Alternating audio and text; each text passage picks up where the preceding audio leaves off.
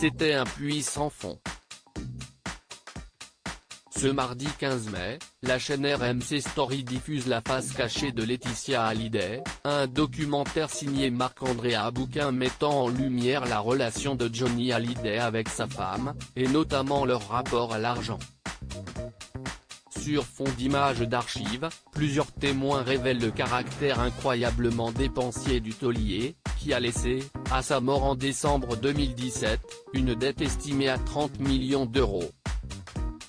Révélé en 1960 par le titre Souvenir extrait de son deuxième disque, Johnny a accédé, dès l'âge de 17 ans, à une notoriété telle que l'argent a commencé à pleuvoir.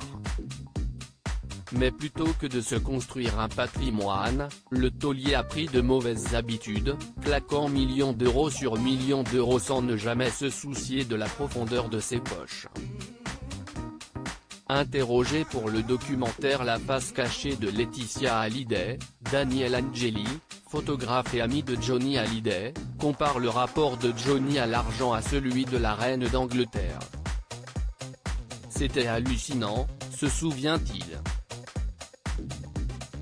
L'argent n'était pas un problème. C'était un puits sans fond. Quand il voulait quelque chose, il l'avait.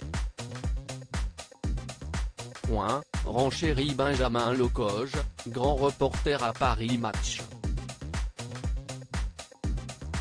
Johnny Hallyday, entre 200 000 et 400 000 euros de dépenses par mois selon plusieurs témoins, le taulier dépensait ainsi, à la fin de sa carrière, entre 200 000 et 400 000 euros par mois. Des sommes astronomiques avec lesquelles il assouvissait sa passion des voitures et motos de collection, ainsi que sa lubie d'avoir un pied à terre un peu partout dans le monde. Il s'en foutait.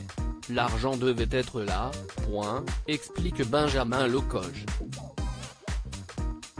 Il voulait une maison, il achetait une maison.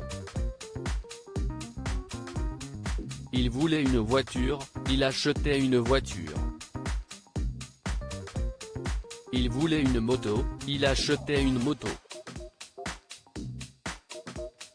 Elle coûtait 10 000, elle coûtait 100 000, peu importe. Malheureusement, les poches percées de Johnny ont laissé sa femme Laetitia dans une situation particulièrement délicate. Depuis la mort du taulier, sa veuve s'affaire à rembourser une dette fiscale à hauteur de 30 millions d'euros. Pour ce faire, cette dernière s'est déjà séparée de la villa de Pacific Palisades achetée par Johnny en 2013, vendue pour la somme de 11,5 millions d'euros.